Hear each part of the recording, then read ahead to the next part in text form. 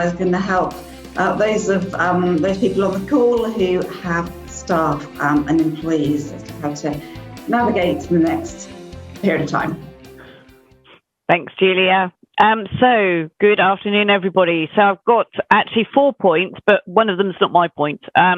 It's going back to what Tori said about knowing your numbers.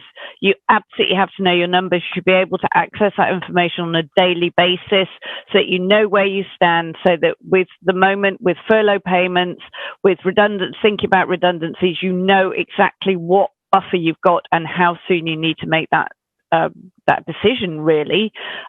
Furlough. So my second point, which came out, I think, is about motivating staff. Motivating staff at the moment is really back to basics. It's pay them on time what they are due. If you are doing any processes, be it redundancy, furlough, disciplinaries, make sure you are following the correct legal processes.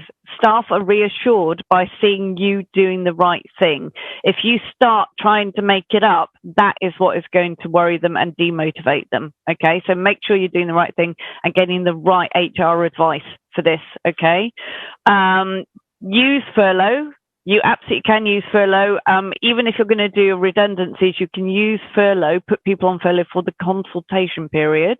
You cannot use furlough for any notice periods whatsoever, whether you've given somebody notice or whether they've given you notice. If they've resigned, you still can't use it for any notice periods from the 1st of December.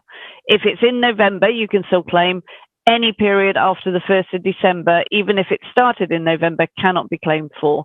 Again, this is a really easy one for the furlough, for the HMRC to check on, because they will just see when you've issued them with the P45 and work backwards and go, P45 was issued end of December. Did they claim for this person in December? They shouldn't have. And then you'll have to pay that money back. So, you know, either way, you're going to get caught. And if you're really unlucky, that might trigger an audit and a fine. So you just do it the right way to start off with, okay? You can use it for a consultation period. The other thing is that if you have any other staff issues going on at the moment, if there was anything that happened just before lockdown happened, or has happened since we've gone into flexible furlough and lockdown now, deal with it now. Don't put it off until we come out of lockdown. If it's a disciplinary offence, talk to somebody to at least have a plan of action, even if you don't want to do anything until December or even January. Who knows when this lockdown is going to end? But to get it sorted out now, don't put it off, because you will have no case against somebody if you say in 3 months' time, oh, yeah, I want to discipline you for that thing that happened before, you know, back in November, back on the 1st of November. It's just, you're not going to be able to dismiss anybody, even if it was a gross misconduct issue. The delay is too much. We can do a lot during lockdown on Zoom. We've been using Zoom for lots of meetings during the first lockdown, and now going on as people are shielding as well. There is no reason to put it off, and it's going to undermine your ability as the employer to deal with it for what the business needs. That's the thing. So keep using, even though it's lockdown, or even if they're doing flexible furlough, still manage them as if you were having to deal with them face to face every day. Okay.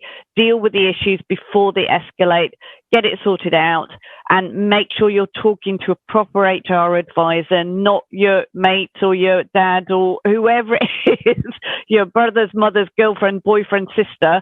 Just get the right advice. Make sure you're doing it. You can talk to ACAS if you want to. ACAS are not really set up properly for employers. They're not very sympathetic, but there are lots of HR advisors out there, obviously us, and we have free advice at the beginning, but just make sure you get the right information to deal with it now and don't put it off until later. That's it. Thank you, Julia. Thank you, Caroline. Thank you. Just to reiterate, Caroline and her team are happy to help people. If you do have a specific issue you want to talk through, then do make contact with Caroline. Caroline, if you'd like to put your contact details out, so all the panelists into the chat, please do.